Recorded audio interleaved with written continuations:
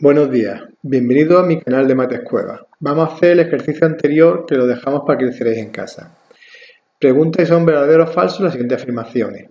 Si vemos aquí tenemos una circunferencia donde B es un ángulo central y A no es un ángulo central. ¿Por qué? Porque para que el A fuera un ángulo central su vértice estaría aquí. De hecho, tenía que hacer el centro de circunferencia. De hecho, no es ni un ángulo inscrito, no está aquí. Por lo tanto, ¿el A es un ángulo central? No, porque el vértice no está aquí. ¿El B es un ángulo central? Sí, porque el vértice es el centro de la circunferencia. Y ahora, el C y el D, si nos damos cuenta, tenemos que el D y el E son ángulos inscritos. Al ser ángulos inscritos, si son dos linternas, el arco que me dibujan es el mismo para el D y el E. Por lo tanto, el D y el E sí son ángulos iguales. Por lo tanto, que el D sí es verdadero. Pero aquí había una trampa en el C, donde dice si el C y el D son iguales. Si nos damos cuenta, el ángulo C no es un ángulo inscrito. Por lo tanto, el C no puede ser igual al D. Si el C estuviera en la circunferencia, sí sería verdadero. Pero como el C está fuera de la circunferencia, es falso. Es un leve truco, una trampa que he puesto el ejercicio. Y ahora vamos a trabajar ya la última parte del tema, que son medidas de los ángulos inscritos. ¿Cuánto mide los ángulos inscritos?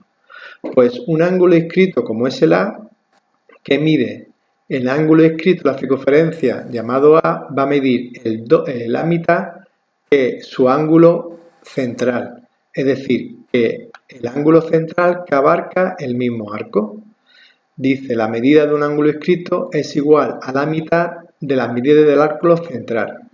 Por ejemplo, si yo tengo un arco como es este, que va desde la M hasta la N, si va desde la M hasta la N, este ángulo central vale 120 grados.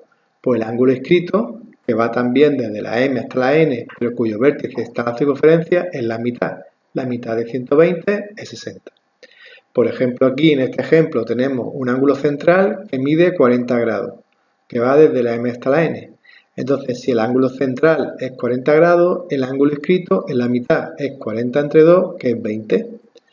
Y aquí, que es el último caso, tenemos un ángulo central que es un ángulo llano. ¿Por qué es un ángulo llano? Porque me coge todo el diámetro de la circunferencia. Por lo tanto, como una circunferencia tiene 360 grados, la mitad de la circunferencia es 180. De ahí que si el ángulo central es 180, cualquier ángulo inscrito que tenga el mismo arco, como ocurre en este caso en el A, ¿cuál es la mitad de 180? 90. Y esto es una propiedad muy importante, ya que nos está diciendo que el ángulo A es un ángulo recto. Para que veáis lo que hemos hecho, ¿vale? Aquí hay otro ejemplo, el ejemplo de ángulo inscrito, donde el ángulo central es el ángulo de 180 grados y por lo tanto A y B son ángulos rectos, que lo hemos repasado anteriormente. Hemos hecho dos ejemplos.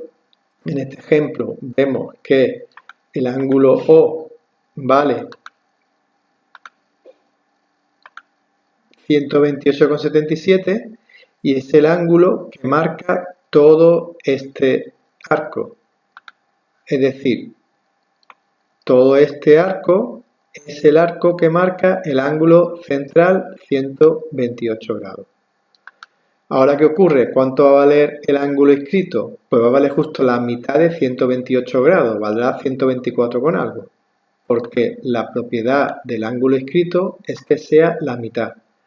La mitad de 128,77 es 64,39. Y ahora, como veréis aquí, este ángulo es un ángulo llano que vale 180 grados. Entonces, si calculamos el ángulo, sería este y este es 180 grados. Como su ángulo central es 180 grados, y vuelvo a repetir, el arco que me describe es la mitad de la circunferencia, porque todo esto es el arco, todo eso es el arco del ángulo central.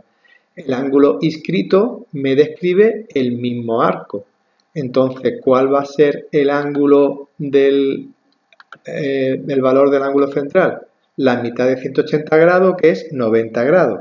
De ahí que el B sea un ángulo rectángulo, formando un triángulo recto.